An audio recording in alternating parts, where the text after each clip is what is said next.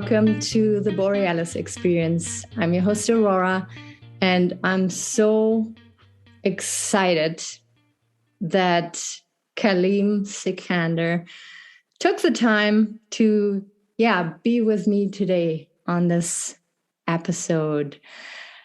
He is a dear friend of mine, a strong inspiration, and he also does incredible work. He is a spiritual leader. He organizes men's circles. He's very active member in his community, and he not only helps men to heal, he also supports women and facilitates like the communication between men and women, like to make it easier, to make the gap that he sees, the tension between men and women, like smaller, lower. I'm so happy to have you here. I'm so excited to learn from you, and I would love you to share like the one or two things that you have learned when it comes to healing the masculine ever since we last spoke. I think it was back in, June or July that we last met. And I'm sure that there's many things that you could share with my audience when it comes to healing the masculine, bettering the relationship between men and women. Welcome, Kaleem Sikandar. Thank you so much. Thank you for that beautiful introduction. I am so happy to be here. And as you said, we're such great friends, and this has been such a lovely experience to be on this journey with you. We have grown together, and I just want to, for sure, share everything that I have learned. And I'm hoping that this conversation actually is two friends coming together, but that really care about our communities, will allow other people to open up with their stories and have conversations with us. And we truly invite conversations and communication. That is what this episode is about. And we really care. I love to a fault, but it's okay to love. And that's where I'm going to go ahead and start with that. Giving space for the masculine to feel that love, to have that brotherhood, to get those emotions flowing, let them know it is okay to feel and be vulnerable. Ooh, that is it right there. Most men do not have the opportunity to do so. They are told to hold their emotions back, to be big boys, to be men. And that is a disservice to the masculine. It truly is. So by organizing these divine masculine circles where you get to talk about your feelings, where you get to be in the presence of other men who want to heal, you're creating magic.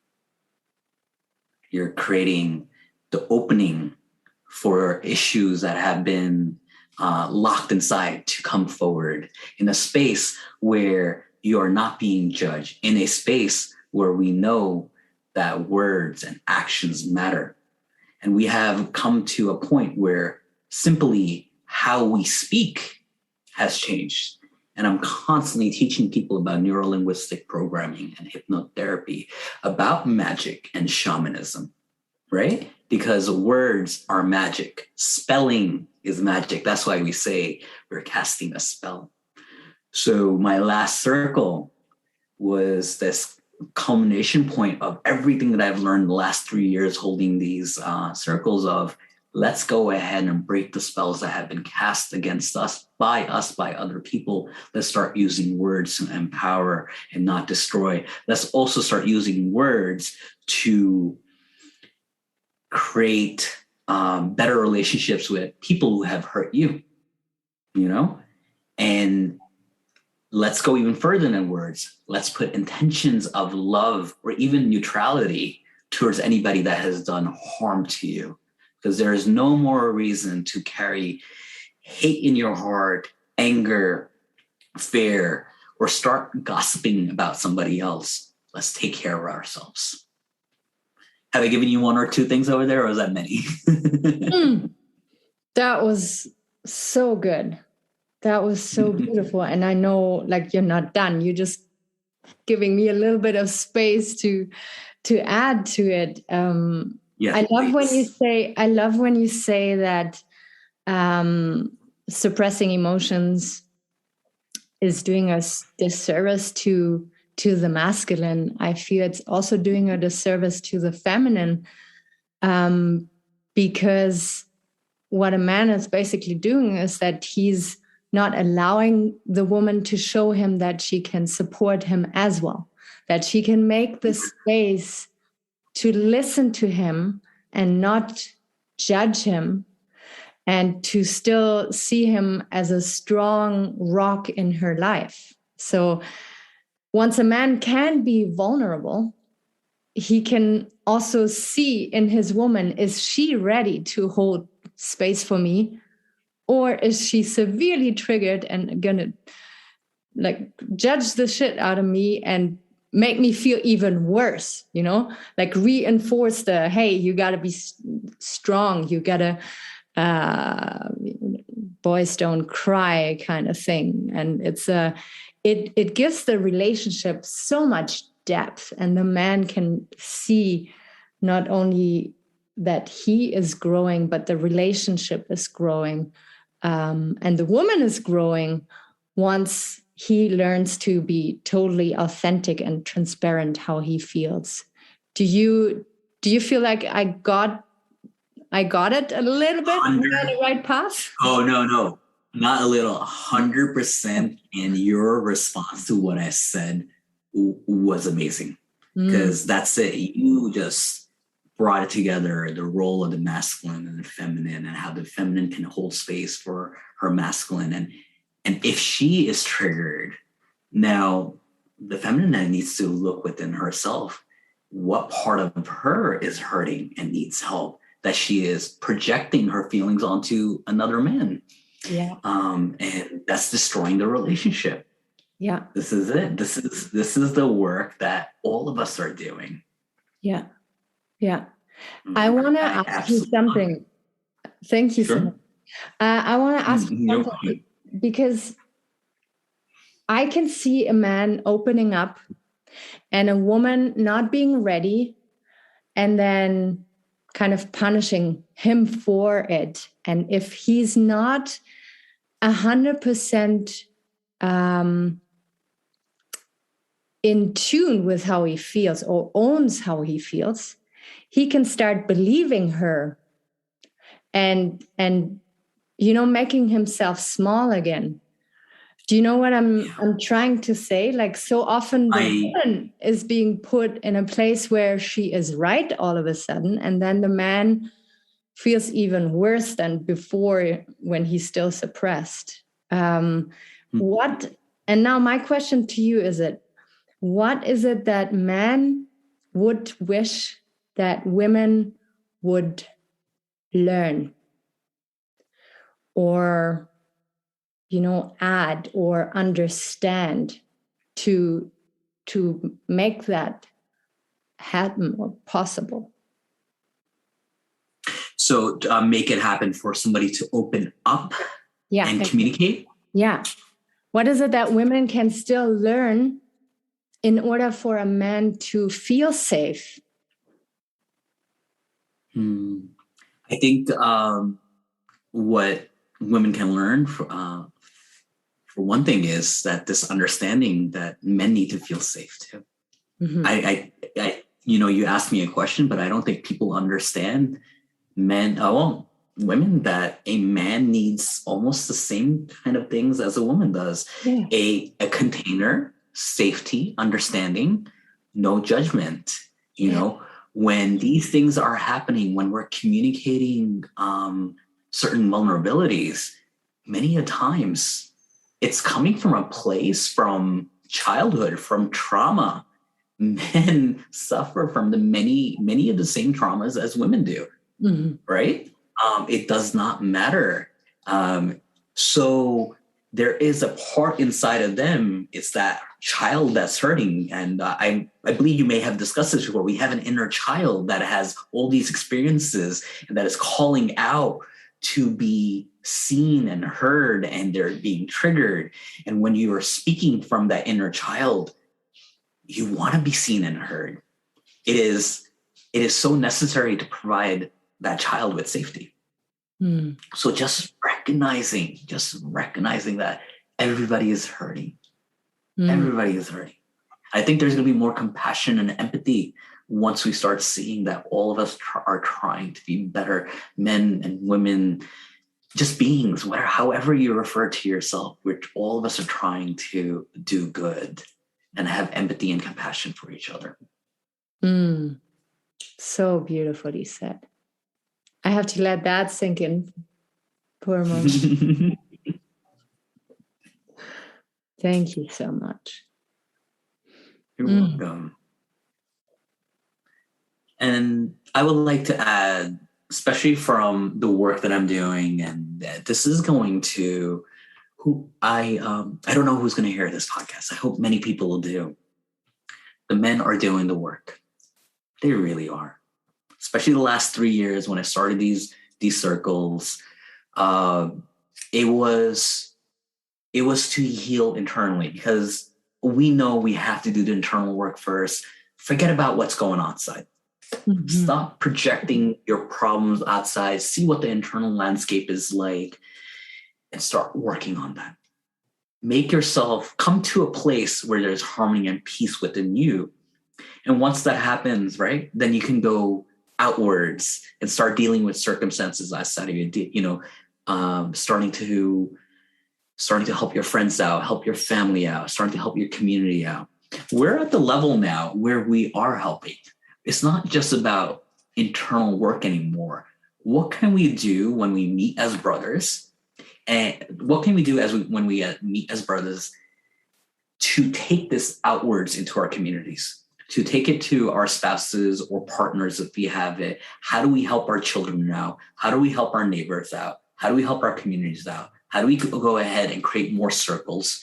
And now that we're creating more circles, how do we do co-gender circles, right? Where men and women are coming together. All of this is in play. Everything is coming together and it's amazing. And you hinted at this. The goal was, and this is an applause, this is a congratulations towards the women, because they have been doing the spiritual and emotional, mental work for a while now. They have been more aware and a little bit more on the forefront and progressive regarding this. So the circles for women were created much earlier than these men's circles. It's kind of time for the men to do the work too. It's not for punishment or anything like that. It's actually with honor and pride that, hey, we see you. We know how hard it has been. It has been hard for us too. So we're the ones who are going to go ahead and build a bridge to the feminine. We're the ones who are going to take the actions to bring the sacred union of the masculine and feminine into this world. It is happening. And whenever I speak, I only want to bring glad tidings. There is nothing negative that I want to share. We are moving in the right direction. Yes, I can feel it as well. And I'm so glad that you see it the same way, and that more and more people are feeling hopeful again. That's been a very long, dark age of the feminine and the masculine. And now we can see that they're slowly approaching each other, and there's still not 100% trust, but there is the willingness, there is more compassion, more understanding, and I feel it's the most exciting time to be alive. I'm very excited for the next 5 or 10 years. So when it comes to you personally, what was the most interesting thing that you've learned about yourself as a man in we can say recent years, recent months. If anybody has listened to the last episodes with Kaleem, he went through a lot, to say the least. And you've done a lot of healing ever since. And what would you say was the most, empowering, interesting thing that you've learned about yourself while doing the work? So my work has been with the masculine. We talk a lot about the masculine with me, right?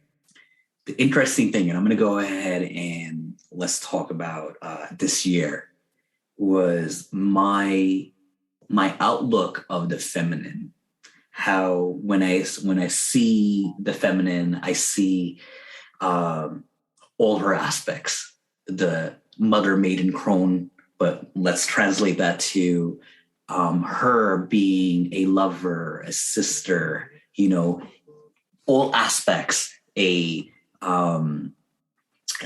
friend, how to see her in all her lights, not putting her on a pedestal, not, making her look evil for being a sexual being, and just seeing that she's a woman. And as I started doing that, as I started developing these strong connections with feminine leaders in my community and beyond, including you, it's just been amazing. Just to have that trust and love and friendship and partnership, and to show up as men and let them see me as a man, as a protector, it has empowered me. Right? It's empowered me because they see me. And I want to add to this, and for the women, what the feminine leaders have done, they started seeing men, they started acknowledging them. And just because they started seeing the men and acknowledging them, I started seeing these young men and older men who have been doing the work all of a sudden feel so strong and empowered because somebody gave them attention, positive attention, saw them for being a man. And as soon as somebody saw them as being a man, they started becoming the men they wanted to be. That was the bridge. And, I went on retreats and, held space as a spiritual counselor for 3-4 days at a time. And I was like, oh my God, I'm seeing the switch. I'm seeing how the women are recognizing that they need to trust more. And because of that trust, the men are doing better. And then the men are showing up even more. And it's been excellent. It's been absolutely excellent. And I've been so happy. So the other part to that is, as I started seeing the feminine the way I do, I started having this empathy and started seeing the feminine inside of me. Been working within the feminine inside of me. And all of a sudden this empathy being like, if I was a woman, this is how I would want to be treated, right? It's not this other anymore. I see her in me, and this is what I want for myself too. And there's such empathy there and such compassion because I can't be in your shoes. And it goes further. How would I want to raise the daughter? How do I want to raise the next generation? I now know, and I can feel it. I can be it. And I love it. I love being in touch with my feminine. And the only way I was able to do so was because I was working on my masculine. And the masculine has given space for that feminine to come forward. Wow. And what a shame. My listeners can't see your face while you're speaking these words, but I can feel that energy. I can not only hear, but I feel the authenticity of your growth. And this is incredible. Like, this is so precious and beautiful. And just sharing that will serve so many people. It's going to bring so much value to people's life because you healed inside of yourself. And now when a woman was showing up authentically and bright and loud and expressive, you didn't feel threatened anymore. You didn't feel the need to judge her or to suppress her and control her anymore because you were like grounded in your own masculinity. And this is when you can allow all this. You are not in fear anymore. You are in pure love. And that is such an accomplishment. If we want to talk about accomplishments, that's incredible. Such powerful work, because it's going to connect you to even more people now. Because you inspire men, and you are so trustworthy and strongly connected to more women than ever. That is magical. Oh, that is so good. Yeah. Mm-hmm. I was going to say, many things that I'm saying are about me holding space internally and externally at the same time. So when I said, when the masculine holds space in a loving, protective way, I meant that my feminine was able to come out, right? Because I was working with the pure divine masculine energy, allowing my feminine to come out, the divine feminine, balancing both masculine and feminine coming into union. You can almost imagine it's a dance. All the qualities, they're not the masculine and feminine that we think about. These are qualities of divine, of God, of universe, and all of it's being channeled within us, and this rising and it's coming together in partnership. And then what has happened, and working with men and women, especially women, I don't teach about the divine feminine or how somebody should be more feminine, right?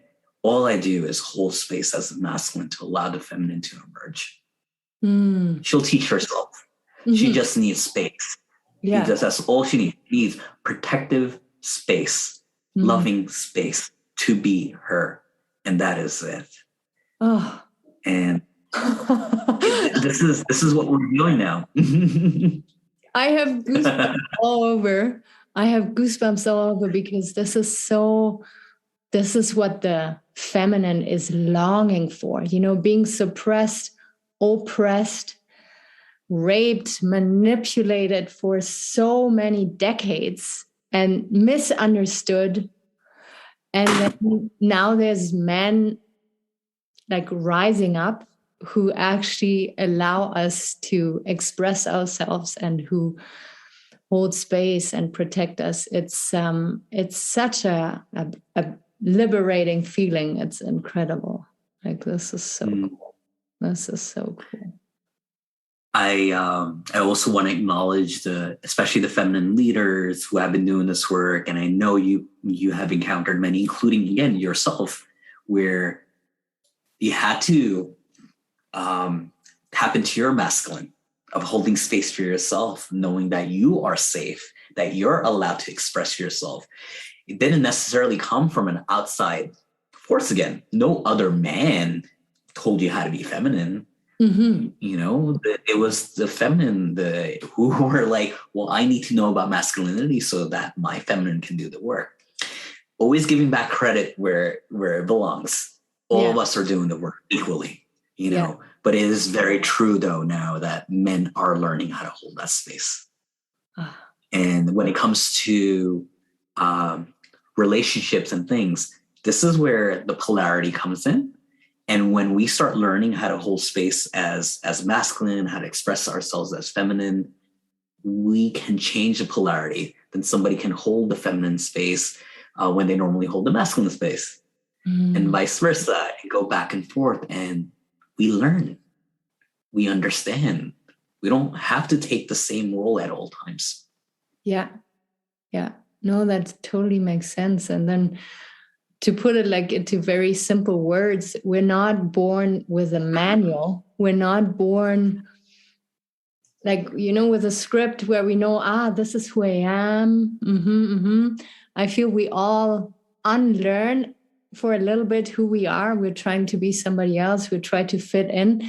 And then the work that you are doing and that you help people with is reminding them of who they are and going back to that and incorporating like the feminine and the masculine, being both, and knowing that if a woman like totally emerges into the feminine and is now only in the feminine, it is not going to be easy for the men, because now he has to be all masculine and he can't be feminine. Like, to know that every individual has to hold space for both energies, because you can't use your partner to do the work for you.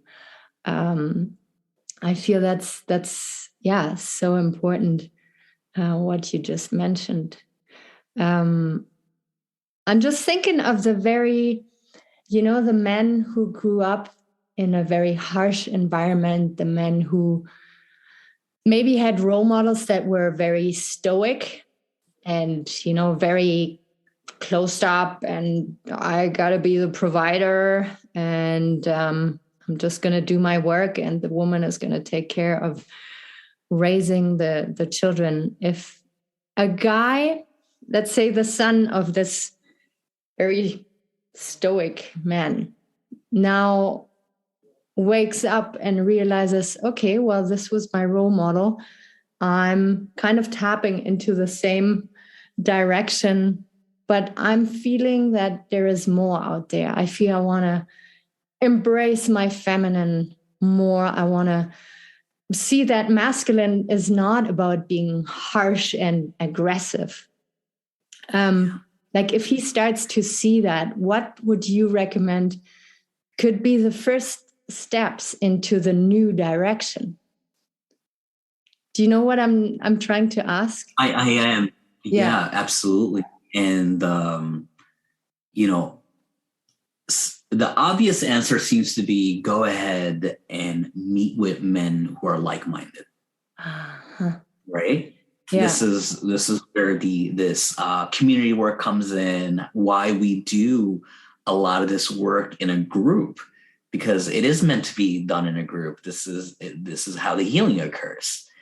So for sure that is step one. But how do you do that? Because there are so many places out there that do not have these circles, that they don't have communities like this. Yeah. It's very hard right now. It's very, very hard to find a circle like mine. I am so lucky that I know many men who are doing the work like me. So I can recommend them out in New York City. There's somebody in Nicaragua. I know of other bigger groups. First thing is I would go back to what I did. I took a journal and started writing down, what does it mean to be a man, right? Started looking at qualities I saw, oh, he's a protector, and that energy is not used to violate anybody. It's used for care, for kindness, for the betterment of his community. Right? Yes, there is a destructive quality also, but destruction is only used so that good things can come in. A man is not constantly in competition, and competition is not necessarily a bad thing. But when he encounters another man or a woman, as you had just pointed out, there's no trigger there, there's no threat. It's cooperation. So I started writing it out in a journal. What does it mean to be a man, right? And then when you have these qualities out and you live in integrity, where you said, this is what it means to be a man, you start living like a man. Trust me, everything that you need will come to you. Your vibration, your being changes. I promise you, just go ahead and start it. The people that you need, the friends, the family, the help, the services, whatever it is, it will come to you. It really, truly will. Yeah, you truly got to trust it and then just go ahead. Yeah. There's a lot of surrender to what I just said right now. And there's going to be a lot of resistance with people are like, no, how? I was like, no, believe it. There is something out there, the collective conscious, as we call it, that is a blueprint out in the world that is already established for us. You could reach it through meditation, through chanting, through just being at peace. Go in nature and bring it down into your body. It is ready to be tapped in. We are very magical beings. And, we do we're doing a lot of shamanic work in these circles. And I'm referring to my fellow healers and leaders, the feminine and masculine. We're tapping into the land. We're tapping into our ancestors. We're tapping into processes that we have forgotten. We're at that point where you have rightfully put out there of forgetting, rewriting things that were taught to us in this timeline so that we could remember the things that we have forgotten. Such important work. Such important work. And this is how, evolution is possible, right? To do what our ancestors, maybe didn't have the tools to do, the time to do, the energy to do. And now we're here and we take everything that was good and we're able to let go what was not serving us anymore and move on together. This is, like I said earlier, it's going to be very juicy, interesting times here coming up. Mm-hmm. And I have said this, unless some thoughts coming to your head right now. No. Like, keep going. No? Okay. Yeah. I have said this when we're so tapped in right now. So you're talking about the things that I've been talking about and we're on the same wavelength.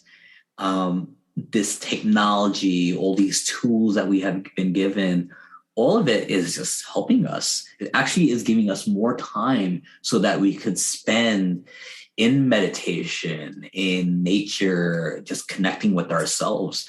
We live in a relatively, at least in the United States and Canada, a safe environment. We are not at war, such as, in the Middle East.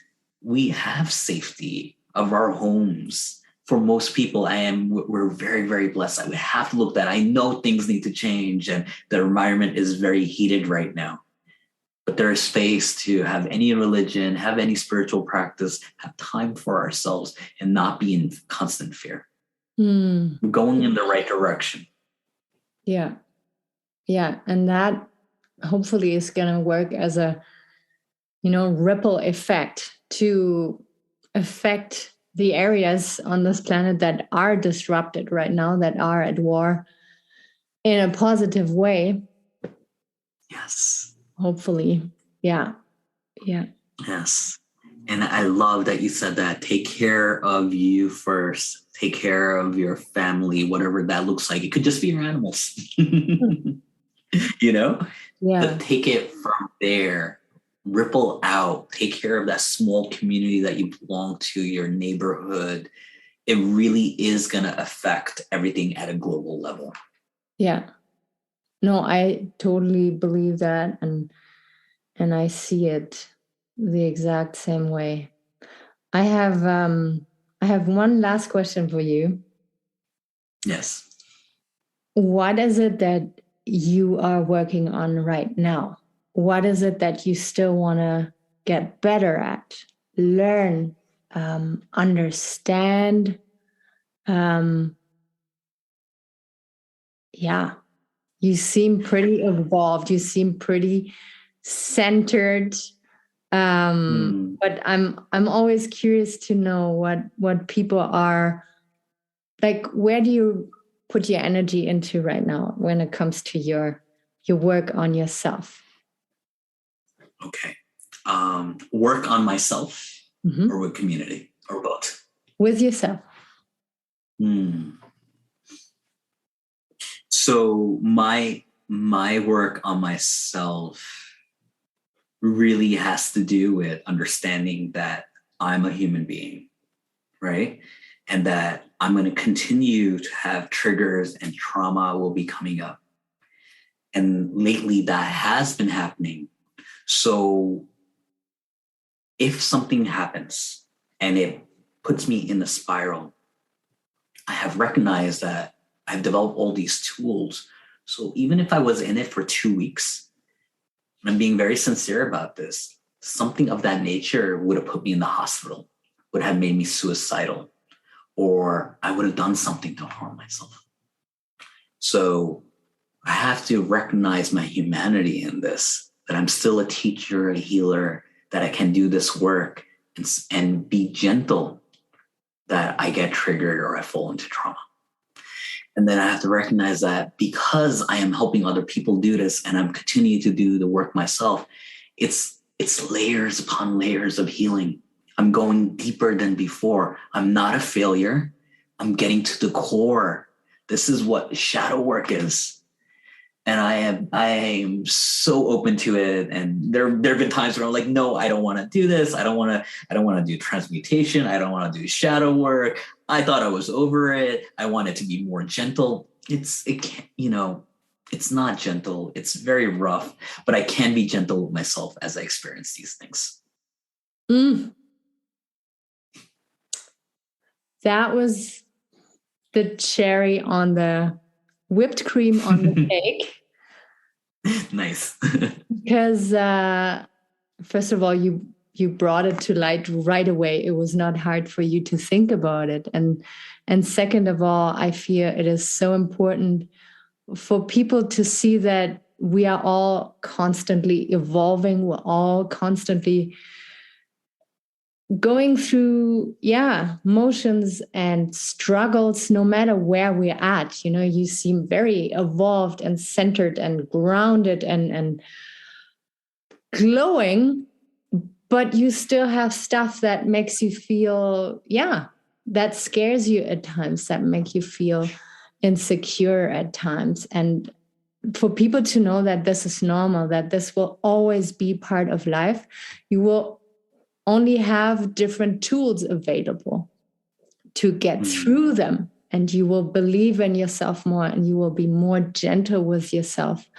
Like you said it, because I think as human beings, we think, we got to do all these things and then we will never, ever experience pain again. There will never be discomfort. And this should be the goal. Any discomfort is a proof that I'm not doing it right. And then you punish yourself again.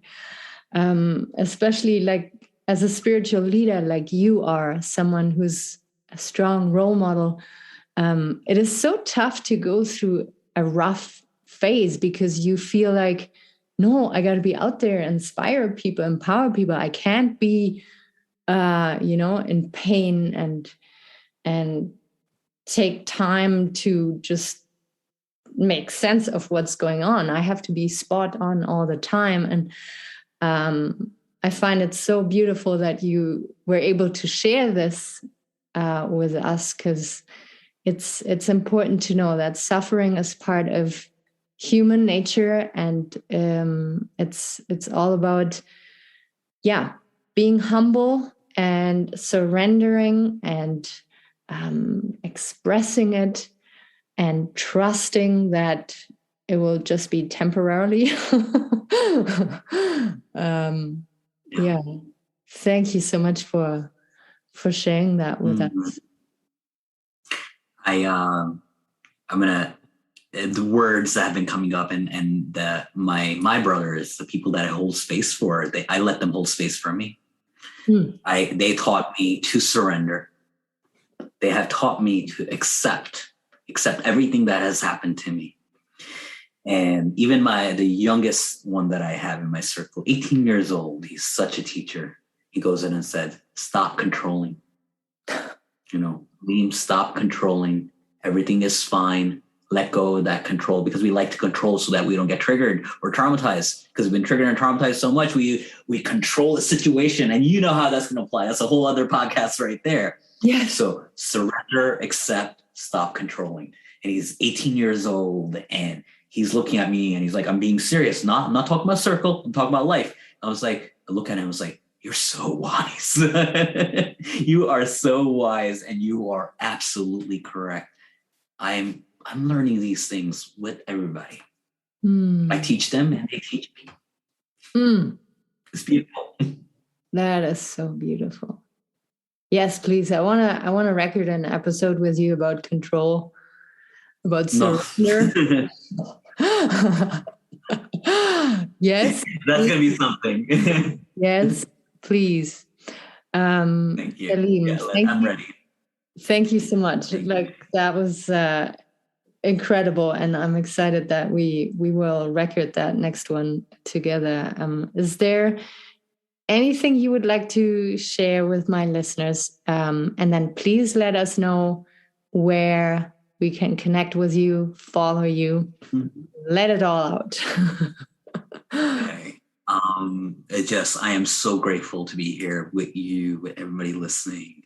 It really does matter to have a voice, to have a platform, to be able to express yourself. These are things that all of us are looking for.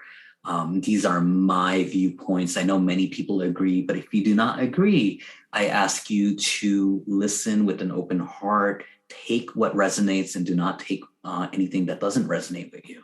You know, all of us